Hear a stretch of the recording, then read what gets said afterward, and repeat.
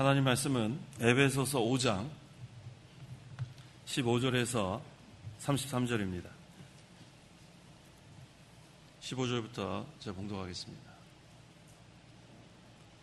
그러므로 너희는 어떻게 행할지 주의 깊게 살펴 어리석은 자들과 같이 하지 말고 지혜로운 자들과 같이 하여라.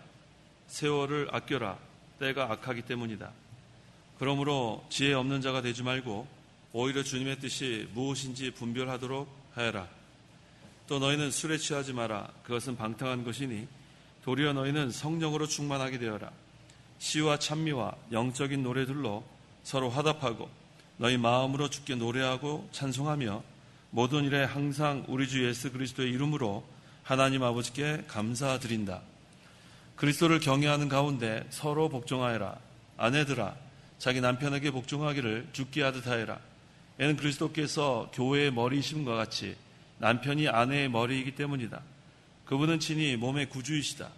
너희가 그리스도께 복종하듯 모든 일에 아내들도 남편들에게 복종하여라. 남편들아 아내 사랑하기를 그리스도께서 교회를 사랑하시고 교회를 위해 자신을 내어주신 것 같이 하여라. 이는 그리스도께서 교회를 물로 씻고 말씀으로 깨끗하게 하여 거룩하게 하시고 교회를 자기 앞에 영광스럽게 나타내서 티나 주름이나 이런 것들이 없이 거룩하고 흠이 없게 하시려는 것이다.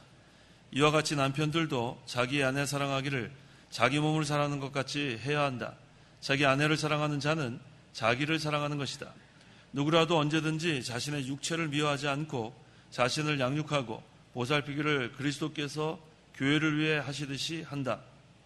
이는 우리가 그분의 몸의 지체들이기 때문이다. 그러므로 사람이 그 부모를 떠나 그의 아내와 연합하여 둘이 한 몸이 될 것이다. 이 비밀이 크다. 내가 그리스도와 교회에 대하여 말한다. 그러나 너희도 각각 자기 아내 사랑하기를 자기 몸같이 하고 아내도 남편을 경외하여라. 33절까지 봉독했습니다. 이 시간 증거의 말씀의 제목은 지혜로운 생활과 부부에게 주신 교훈, 지혜로운 생활과 부부에게 주신 교훈이란 제목으로 말씀 증거하겠습니다. 15절.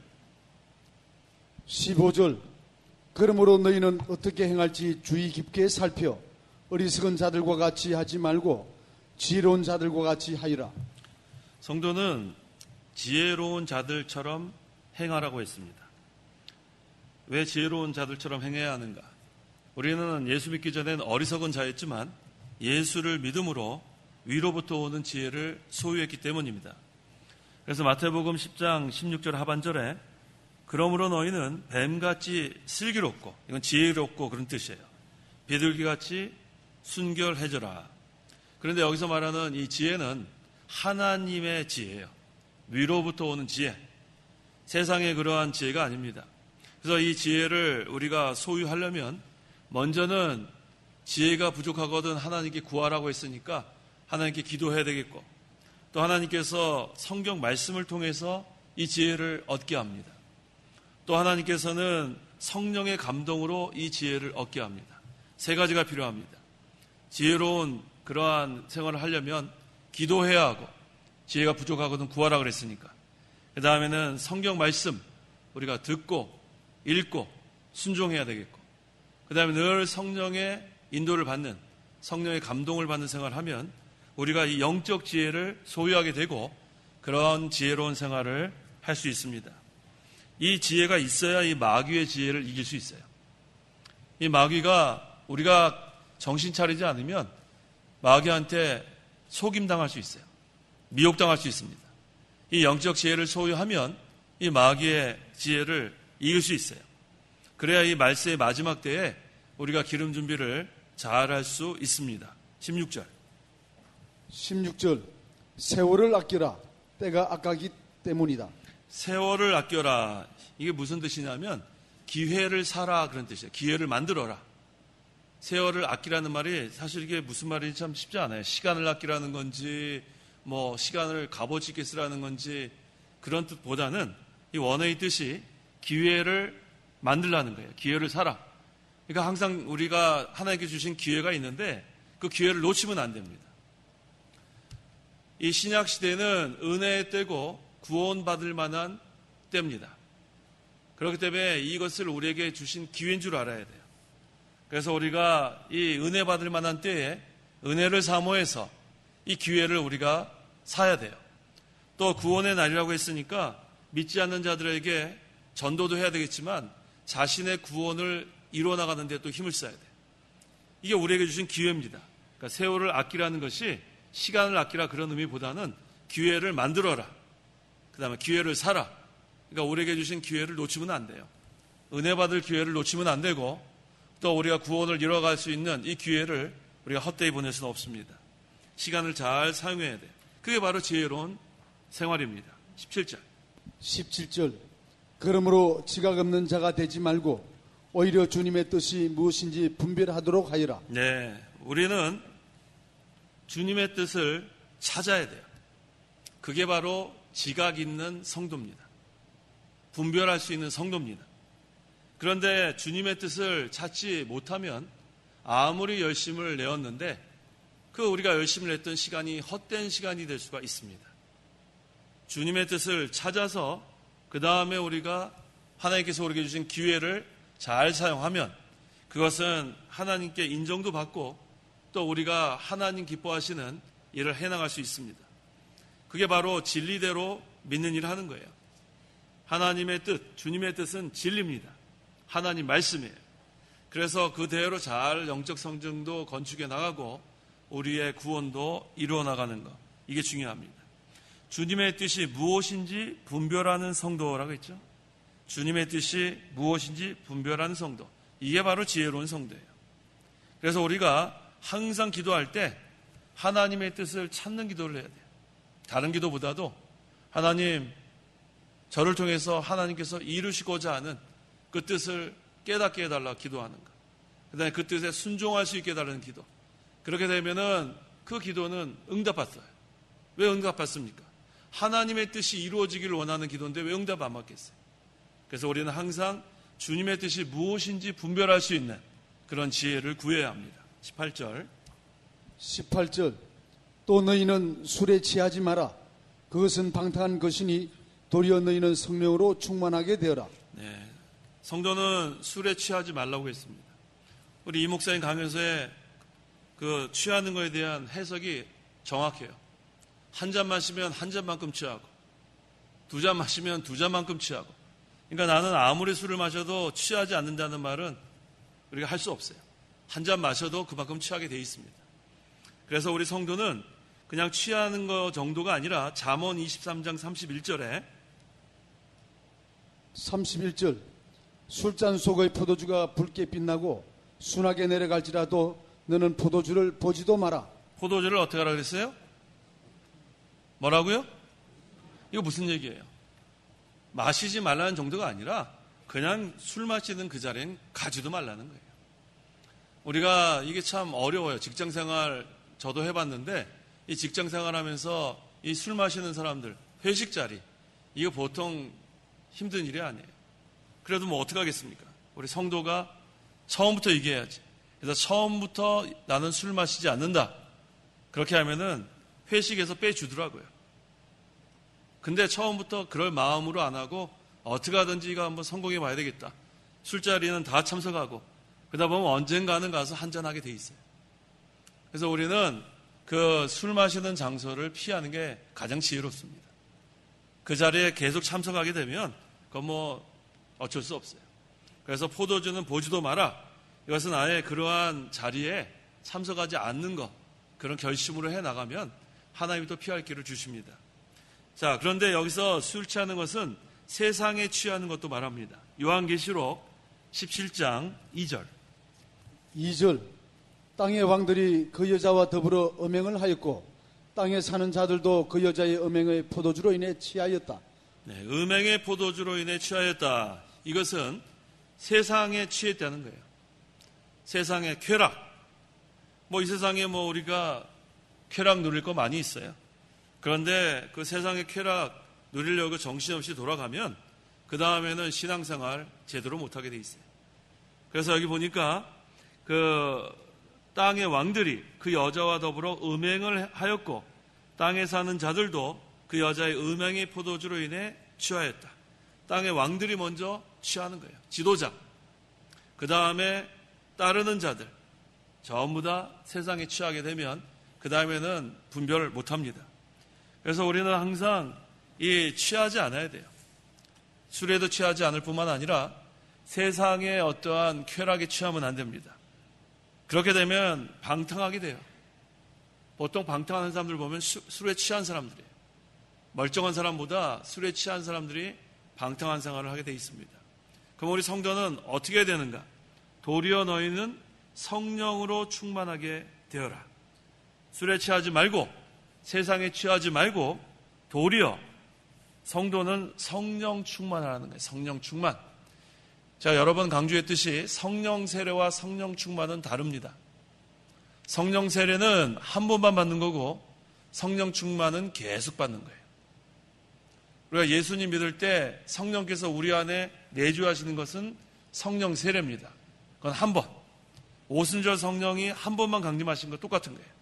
예수 믿을 때 성령 세례 받고 그 다음에는 계속해서 성령 충만해야 돼요. 그럼 우리 안에 내주하시는 성령의 인도를 받아가는 게 성령 충만이에요. 충만이라는 것은 완전히 온전히 받아나가는 것. 그래서 우리가 성령 세례 받은 성도만 성령 충만할 수 있어요. 그래서 성령 세례가 먼저입니다. 성령 세례 받지 않은 사람은 성령 충만할 수가 없어요. 왜? 성령이 계시지 않는데 어떻게 성령 충만합니까? 그래서 성령 세례 받은 성도만 여기에 해당되는 거예요. 그래서 도리어 너희는, 이 너희는 그러면 누구겠어요? 누구겠어요? 성도들이죠. 도리어 너희는 성령으로 충만하게 되어라. 모든 사람이 포함되지 않아요. 우리 안에 성령이 계셔야 성령 충만할 수 있기 때문에 성령 세례 받은 사람에게만 이 말씀이 해당되는 거예요. 그런데 이 성령은 어떤 성령인가? 요한복음 16장 13절. 13절. 그러나 그분 곧 진리의 영이 오시면 그분께서 너희를 모든 진리 가운데로 인도하실 것이. 네. 우리를 진리 가운데로 인도하시는 진리의 영이에요. 그러니까 성령 충만하는 것은 진리의 인도를 잘 받으면 성령 충만합니다. 이게 어려운 게 아니에요. 말씀대로 순종하면 성령 충만하는 그런 뜻이에요. 왜? 우리 안에 계시는 성령은 진리의 영이기 때문에 진리를 가지고 우리를 인도하는 거예요. 갑자기 무슨 감정적으로 뜨겁게 만드는 것도 아니고 음성을 들려주는 것도 아니고 꿈을 꾸게 하는 것도 아니고 진리, 성경 말씀을 가지고 우리를 인도하기 때문에 성령 충만할 수 있는 방법은 성경 말씀에 순종하는 것. 그러면 성령 충만하고 그러한 자가 바로 지혜로운 성도입니다. 19절. 19절. 시와 찬미와 영적인 노래들로 서로 화답하고 너희 마음으로 주께 노래하고 찬송하며. 네, 시와 찬미라고 했는데 이 시가 바로 우리가 주일 오후에 찬송하는 시편이에요. 그래서 이 시편 찬송가 참 우리가 하는 거 잘하는 거예요. 성경대로 시편, 그 다음에 찬미, 그 다음에 영적인 노래. 이 영적인 노래를 다른 말로는 새 노래 그래도 돼요. 새 노래. 영적인 노래는 다른 말로 무슨 노래예요? 새 노래. 이건 어떤 사람이 부를 수 있는가? 중생한 성도만 부를 수 있어요. 날마다 우리는 새 노래 할 수 있습니다. 왜? 중생한 영이 날마다 새롭게 되니까. 날마다 새로운 거예요. 그래서 이 새 노래는 요즘 새로 만들어진 노래가 새 노래가 아닙니다. 그렇게 얘기하는 신학자들 또 목회자들이 있어요. 지금은 새 노래를 해야 된다. 그 새 노래가 아니에요. 새 노래는 중생한 성도가 심령이 새롭게 돼서 하는 노래가 새 노래입니다. 그래서 우리 성도는 시편 찬송가 해야 돼요. 찬송을 부르는 게 맞아요? 찬송하는 게 맞아요? 어떤 표현이 맞아요? 지금부터 찬송하겠습니다가 맞아요? 찬송 부르겠습니다가 맞아요? 대답해 보세요. 네? 찬송하겠습니다 해야 돼요. 찬송하겠습니다. 찬송 안에 부른다는 뜻이 포함되어 있어요. 그러니까 앞으로는 표현을 좀 정확하게 하세요. 지금부터 찬송하겠습니다입니까? 찬송 부르겠습니다입니까? 찬송하겠습니다예요. 찬송하겠습니다. 또 한 가지 물어볼까요? 예배하겠습니까가 맞아요? 예배 드리겠습니까가 맞아요? 예배하겠습니다가 맞아요. 하겠습니다. 뭘 예배를 드려요. 기도하겠습니다가 맞아요. 기도 드리겠습니다가 맞아요. 기도하겠습니다가 맞아요. 정확한 표현을 써야 돼요. 앞으로는 찬송 부르겠습니다 그러지 마세요. 어떻게 하라고요? 찬송하겠습니다. 기도는 기도하겠습니다. 예배는 예배하겠습니다. 뭘 드려요? 자꾸 드리긴. 표현을 정확히 해야 돼요. 아시겠죠? 그러면 이렇게 하면 되겠죠. 지금 찬송 337장 하겠습니다. 예배 전 찬송 하겠습니다. 진 목사님 맞죠? 네. 앞으로 그렇게 하세요. 네, 찬송하겠습니다. 그 다음에 기도하겠습니다. 아시겠죠? 자, 우리는 하나님께 시편 찬송을 합니다. 그 다음에 영적인 노래를 합니다. 노래한다 그러죠. 노래 드린다는 말 없어요. 그렇죠? 우리 항상 우리는 이 새 노래를 하는 거예요. 그 노래만 하나님께서 받아주십니다. 새 노래를 받아주시는 거예요. 자, 우리 노래방 가서 유행가 하면 하나님 받아주실까요? 아무리 거기 가서 100점 받고 선물 받아도 소용없어요. 하나님께 그게 받아들이는 찬송이 아니에요. 그래서 저는 우리 그 할머니들 요즘도 그렇게 보시는지 모르겠는데, 이렇게 곡조 없이 그냥 가사만 있죠? 요새 할머니들 그렇게 보시는 분 계신지 모르겠는데, 할머니들이 그런 곡조 없이 그냥 가사만 있는 거 찬송해도 하나님이 그 찬송 받아주신다는 거예요. 심령이 새롭게 됐고, 중생한 성도기 때문에 하나님은 그 찬송을 받아주십니다. 자, 그 다음에 여기 19절에 또 뭐라고 그랬어요? 너희 마음으로라고 했죠. 마음으로. 시와 찬미와 영적인 노래들로 서로 화답하고, 그 다음에 너희 마음으로 주께 뭐라고 했어요? 주께 노래하고 그랬죠. 노래하고.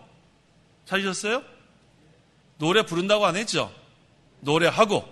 자, 그러니까 우리가 찬송할 때, 주님께 노래할 때는 마음으로 해야 돼요. 마음으로. 입술로만 하는 게 아닙니다. 우리가 예배 시간에도 몸만 와 있는 게 아니고 마음이 와 있어야 돼요. 주께 찬송할 때도 마음으로, 예배할 때도 마음으로, 그렇게 해야 하나님께서 받아주십니다. 20절.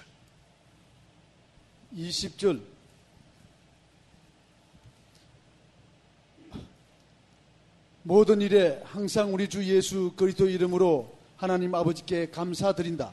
지혜로운 생활의 가장 중요한 것 중에 하나가 감사 생활이에요. 감사하는 성도는 지혜로운 성도입니다.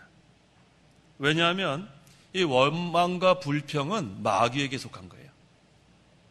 우리가 어떤 일을 한 다음에 조금 잘못했다고 해서 그거 가지고 너무나 그렇게 괴로워하지 마요. 사람은 다 실수할 수 있어요. 갑자기 생각 안 나면 말 잘못할 수 있는 거고. 어떻게 우리가 항상 잘할 수 있습니까? 그런데 이 마귀는 우리가 뭘 잘못하고 나면 마음에 자꾸만 그 생각나게 하는 거예요. 아, 그때 그거 좀 잘할 걸. 아무리 그래도 지나간 다음에는 그냥 잊어버리는 게 지혜로운 성도예요. 자꾸만 그렇게 되면 나중에 뭐가 나오냐면 결국은 불평이 나오게 돼 있어요. 잘할 것은 벌써 불평하는 거예요. 미리 잘할 것이지 지나간 다음에 잘할 것. 그럼 벌써 불평, 원망하는 마음이 되게 있어요. 그렇게 하면 안 되고, 우리가 뭘 잘못했어도 그 다음에는 다음번에 잘할 생각하고, 그 다음에 정신 차리고 바로 하면 되지. 그것 때문에 밤잠을 설치고, 그때 좀 잘할 걸. 그럴 필요 없어요. 지나간 건 어떻게 하라고요? 뒤에 것은 잊어버리고, 그 다음 앞에 것을 보고 또 나가면 돼요. 누가 뭐라 그러면 또 책망하면 또 잘 달게 받고, 또 자기한테 또 잘하라고 책망하는 거 아니에요. 우리 그런 마음으로 나가야 항상 마음이 진동하지 않습니다. 진동하지 않는 나라가 하나님 나라예요. 그렇지 않고 마음에 자꾸만 불평하는 마음이 있고, 또 지나간 거 자꾸 후회하고, 또 누가 어떻게 나한테 뭐라고 했을 때 자꾸만 화가 나고 분노가 나고 그렇게 되면 금방 마귀한테 넘어가요. 그러면 어떻게 됩니까? 그 마음이 편안할 날이 없어요. 감사는커녕. 그러니까 우리가 그 마귀한테 넘어가면 안 돼요. 마귀가 하는 수법이 아주 간단해요. 자꾸만 지나간 거, 잘못한 거 후회하게 만들고, 불평하게 만들고, 원망하게 만들고, 다른 사람이 뭐라 그러면 그 사람 아주 미워하는 마음 생기고, 이게 마귀가 하는 방법이 딱 그거예요. 그걸 다 물리치는 방법은 다른 방법이 없어요. 여기 뭐라 그랬습니까? 모든 일에, 따라해 보세요. 모든 일에 항상 우리 주 예수 그리스도의 이름으로 하나님 아버지께 감사드린다. 간단히 얘기하면 범사에 감사하라 해요. 범사에 감사하라. 모든 일이 형통해도 감사하고 조금 잘 안 될 때도 감사하고 어떻게 모든 일이 항상 이기겠어요? 어떻게 하다 보면은 또 질 때도 있고 그런 거예요. 신앙생활에서 영적 싸움은 날마다 이겨야 되는데 그 싸움도 내 힘으로는 날마다 이길 수 없어요. 여기 뭐라고 그랬냐면 예수 그리스도의 이름으로 해야지 이기는 거예요. 이름은 능력이에요. 그래서 결국은 하나님께서 우리가 어떤 일을 하다가 조금 잘 못할 때가 있어요. 그럴 때는 정신 바짝 차리고 아이고 내가 하나님 의지하지 못했구나. 더 정신 차려야지. 분발하면 되는 거예요. 그래서 우리는 점점 그런 마음으로 나가면 감사할 수 있어요. 근데 자꾸 뭐 못한 거 뭐 나는 못한다. 나는 뭐 못한다는 소리 하지 마세요. 못한다는 소리. 못한다 그러면 정말 못해요. 할 수 있다. 따라해보세요. 할 수 있다. 좀 크게 해보세요. 할 수 있다. 네. 하나님의 능력으로 할 수 있어요. 못한다 그러면 평생 못합니다. 우리는 다 할 수 있어요. 빌립보서 4장 13절에 뭐라고 했어요? 내게 능력 주신 자 안에서 내가 모든 것을 할 수 있다 그랬잖아요. 할 수 있다. 하나님의 능력으로 할 수 있어요. 그러니까 자꾸만 자기를 자책하지 마요. 나는 무능력하다. 나는 할 수 없다. 나는 미련하다. 나는 어리석다. 그런 말 하지 마요. 예수 믿기 전에는 그런 자들이었는데 지금은 그리스도 안에서 내게 능력 주신 자 안에서 그분을 통해서 할 수 있는 자가 된 거예요. 낙심하지 마세요. 누가 뭐라 그래도 낙심하지 마요. 왜 낙심해요? 누가 뭐라 그러든 말든 흔들리면 안 돼요. 우리는 하나님 의지해서 할 수 있는 거지 내 힘으로 할 수 있는 게 아니기 때문에 전적으로 하나님을 의지하십시오. 모든 걸 하나님께 맡기세요. 우리 할머니들도 할 수 있어요? 할 수 없어요? 할 수 있죠. 왜? 겉사람은 부패하나 속사람은 날로 새롭도다. 우리 속사람이 날로 새로워지는데 왜 못해요? 한번 보세요. 이사야. 젊은이들도 자빠진다는 성경 구절 있죠? 이사야 40장 30절 30절부터 읽어보세요. 30절 젊은이라도 피곤하고 지치며 청년이라도 넘어지며 자빠지나 오직 여호와를 바라는 자는 새 힘을 얻을 것이니 독수리처럼 날개치며 올라갈 것이고 다른 박질하여도 지치지 아니하겠고 걸어가도 피곤하지 않을 것이다. 다 믿죠? 다 믿으세요? 예, 젊은이라도 피곤하고 지쳐요. 청년이라도 넘어지고 자빠진단 말이에요. 그런데 오직 여호와를 바라는 자, 여호와를 의지하는 자, 여호와께만 소망을 두는 자는 날마다 새 힘을 얻어서 독수리가 날개치며 올라간 같이 힘있게 올라가고 신앙의 다른 박제를 힘있게 해나간다는 거예요. 겉사람은 의지할 바가 못 돼요. 하지만 속사람이 날로 새로워지면 하나님을 의지하면 하나님의 능력으로 이 생활을 계속해 나갈 수 있습니다. 21절 그리스도를 경외하는 가운데 서로 복종하여라. 자, 21절부터는 부부에게 주신 교훈입니다. 제가 우리 그 주례 할 때마다 이 성경 구절을 매번 인용합니다. 그 내용은 좀 제가 바꿔서 하지만 성경 구절은 항상 이거 가지고 해요. 이게 왜 중요한가? 그리스도를 경외하는 가운데가 중요한 거예요. 경외하는 가운데. 서로 복종하는 게 맞는데 그리스도를 경외하는 가운데. 이 경외가 무엇인가? 신명기 4장 10절.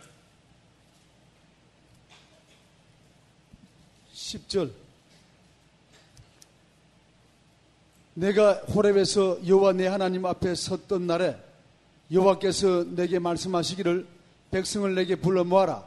내가 내 말을 그들에게 들려주어 그들이 이 땅에 사는 동안 나를 경외하는 법을 배우고 그것을 그들의 아들들에게 가르치게 하겠다 하시니. 네.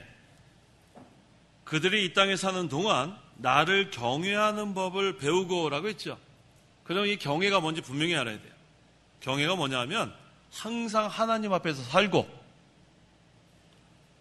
하나님 뜻을 순종하는 게 경외예요. 간단히 설명하면 항상 하나님 앞에 살고 하나님 뜻에 순종하는 것. 자, 경외가 뭐예요? 항상, 따라해보세요. 항상 하나님 앞에 살고 하나님 뜻에 순종하는 것. 이게 왜 경외인가 하면 하나님 앞에 살아야 우리가 두렵고 떨림으로 섬길 수 있는 거예요. 라틴어로 코람 데오, 코람 앞에서, 데오 하나님, 하나님 앞에서 살아야 우리가 두렵고 떨림으로 섬깁니다. 하나님 안 본다고 생각하면 마음대로 살지만 항상 하나님 앞에서 살면 하나님 두렵고 떨림으로 섬기는 거예요. 그래서 경외는 항상 하나님 앞에서 사는 것, 또 한 가지는 하나님 뜻에 순종하는 것. 하나님을 두렵고 떨림으로 섬기니까 그 다음에는 내 뜻대로 살 수가 없어요. 그 다음에는 하나님 뜻에 순종할 수밖에 없습니다. 그래서 경외의 뜻은 여러 가지 우리가 정의가 있지만 저는 이 두 가지로 정의할 수 있어요. 경외는 항상 하나님 앞에서 살고 하나님 뜻에 순종하는 것. 이게 경외입니다. 그래서 우리는 그리스도를 경외하는 가운데 서로 복종하여라. 이 복종하라는 것은 섬기라는 거예요. 성도 간에 서로 섬겨라. 그 다음에 부부 간에 서로 섬겨라. 이게 바로 예수님 닮아가는 겁니다. 그 마태복음 20장 28절에 인자는 섬김을 받으러 온 것이 아니라 오히려 섬기러 왔고 자기 목숨을 많은 이들을 위한 대속물로 주기 위하여 왔다. 예수님은 섬김을 받으러 온 것이 아니고 섬기러 오셨다고 했어요. 그러니까 우리는 교회 생활에서 성도 간에 서로 섬기고 그 다음에 부부 간에 서로 섬기고 그런데 그 앞에 뭐가 들어가냐면 그리스도를 경외하는 가운데, 다른 말로 하면 항상 하나님 앞에서 그 다음에 하나님의 뜻을 순종하면서 그 다음에 서로 섬기라는 뜻이에요. 이게 바로 지혜로운 성도고 지혜로운 그러한 남편이고 지혜로운 아내고 그렇습니다. 22절 아내들아 자기 남편에게 복종하기를 주께 하듯 하여라. 네, 이 말씀을 우리 남편들이 좋아하죠? 남편들 이 말씀 좋아해요? 솔직히 좀 대답해 보세요. 남편들 한번 대답해 보세요. 이 말씀 좋아해요? 좋아하잖아요. 아내들아 자기 남편에게 복종하기를 주께 하듯 하여라. 이거 얼마나 이거 참 강력한 말씀이에요. 그런데 이 앞에 21절에 뭐가 먼저 나와 있어요? 그리스도를 경외하는 가운데 서로 복종하여라 다음에 나온 걸 알아야 돼요. 아내한테만 강요하는 게 아니에요. 항상 하나님 앞에서 하나님 뜻에 순종하면서 서로 섬기는 가운데 그 다음에 이 말씀이 이어집니다. 그러니까 어떻게 됩니까? 이제는 하나님께서 질서를 세워놓은 거예요. 질서. 이건 종속관계가 아닙니다. 주인의 자리, 종의 자리의 복종이 아니에요. 하나님이 아담을 창조하고 그 다음에 하와를 창조했습니다. 그래서 하나님께서는 이 가정에 질서를 세워놓기 위해서 이와 같이 정해놓은 겁니다. 그래서 우리가 이 남편의 권위, 이게 중요한 거예요. 그래서 이 질서대로 우리가 항상 이 말씀, 아내들에게 먼저 하는 거예요. 자기 남편에게 복종하기를 주께 하듯 하여라.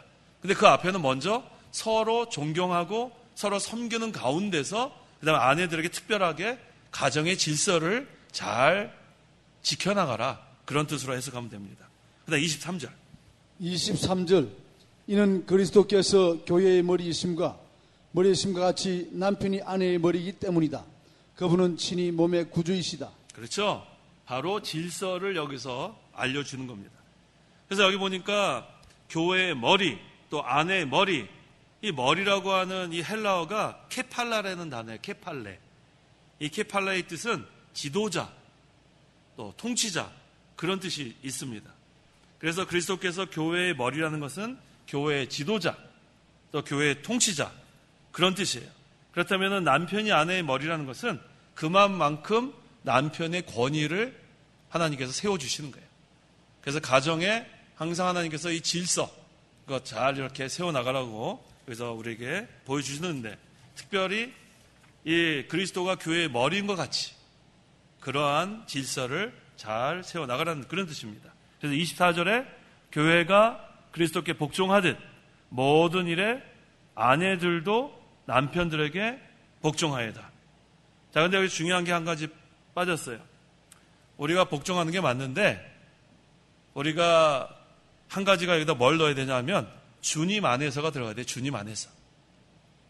왜 주님 안에서가 들어가야 되냐면 아까 우리 그리스도를 경외하는 가운데 하고 서로 복종하라 그랬죠. 그 그리스도를 경외하는 것이 주님 안에서 한다는 뜻이에요. 예를 들어서 신앙생활을 해야 되겠는데 이 남편의 권위를 세우기 위해서 교회 가지 마라. 그러는데 어떻게 아내가 그러면 예 하고 교회 안 가면 안 된다는 거예요. 왜? 그리스도를 경외하는 가운데 서로 복종하라는 게 먼저 나왔기 때문에. 그래서 여기서는 아내들이 남편에게 복종하는 게 맞는데 뭐가 들어가야 되냐면 주님 안에서. 성경 말씀이 우선이 돼야 합니다. 그래서 불신자 남편이 있는데 교회 가지 마라 그러면은 그거 복종하면 안 돼요. 그럴 때는 주님 안에서 그리스도를 경외하는 가운데 예배당에 나오는 것이 잘하는 겁니다. 이전에 그래서 그 불신자 그런 남편이 아내가 그 교회 가는 거 방해하는 일들이 아주 허다했어요. 이전보다도. 요즘은 좀 나아졌는데. 그래도 그거 뭐 핍박을 받으면서도 이렇게 나오는 분들. 제가 뭐 어른들 통해서 많이 들었습니다. 그래서 우리가 복종하는 것은 주님 안에서 하는 게 맞습니다. 성경 말씀이 우선이 돼야 돼요. 25절. 25절. 남편들아 아내 사랑하기를 그리스도께서 교회를 사랑하시고 교회를 위해 자신을 내어주신 것 같이 하리라. 네, 이번엔 남편에게 하는 교훈입니다.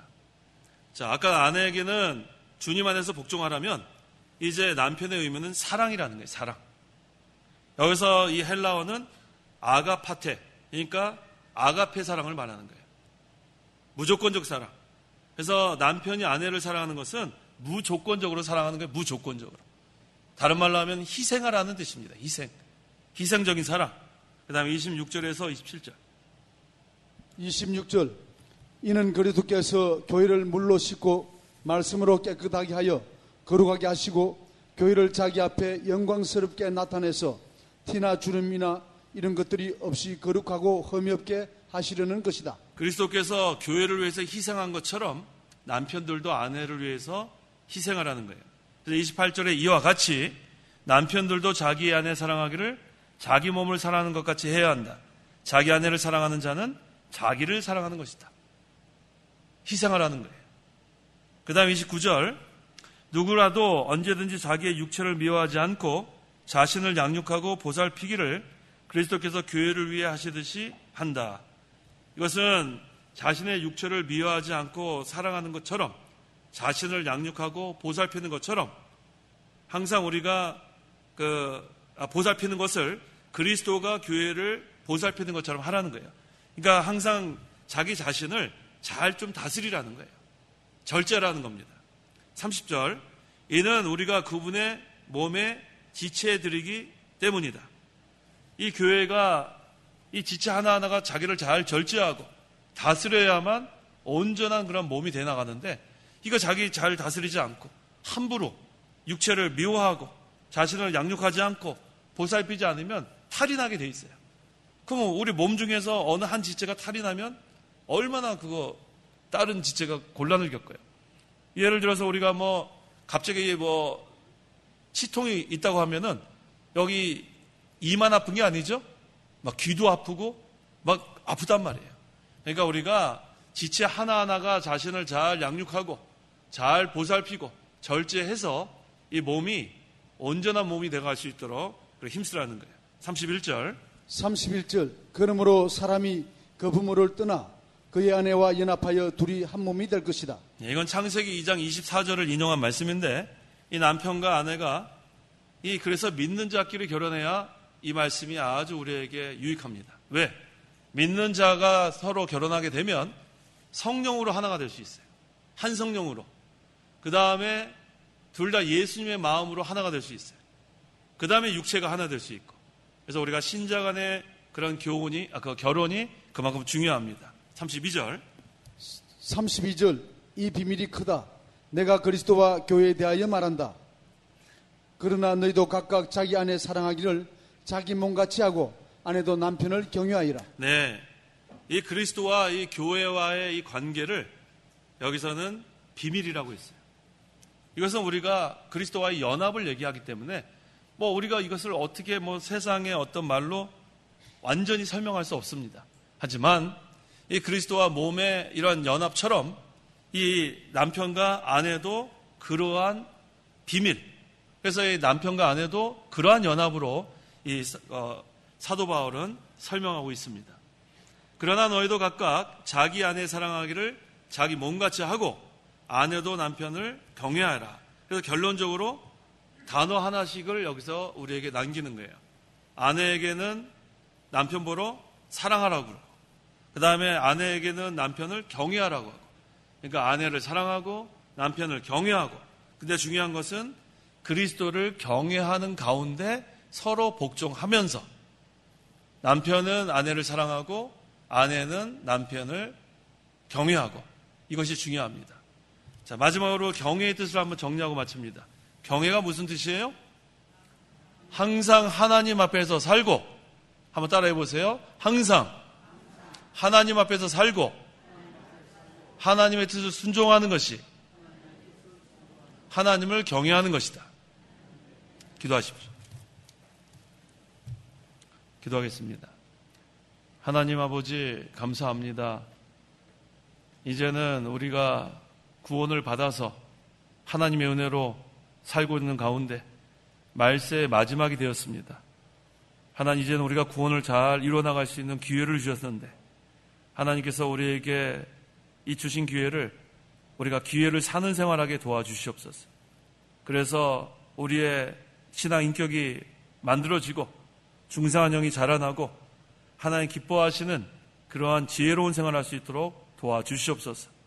또 부부에게 주신 교훈이 오늘 증거되었사오니 그리스도를 경외하는 가운데 남편과 아내가 서로 섬기는 그러한 부부가 될 수 있도록 도와주시고, 우리가 하나님을 경외하는 것은 항상 하나님 앞에서 살고 하나님 뜻대로 순종하는 것이라고 했사오니 우리가 하나님 경외하는 생활 잘할 수 있도록 도와주시옵소서. 특별히 내일 우리 사랑하는 고3 학생들과 또 우리 재수 또 삼수하는 우리 청년들 또 수능 시험이 있사오니 하나님 긍휼을 베풀어 주셔서 1년 동안 고생한 거 헛되지 않도록 하나님께서 지혜를 주시고 또 공부한 거 잘 생각나게 도와주셔서 하나님의 은혜 가운데 잘 치를 수 있도록 함께하여 주시옵소서. 예수님의 이름으로 기도하옵나이다. 아멘. 찬송가 456장, 제찬송가 430장, 456장, 430장.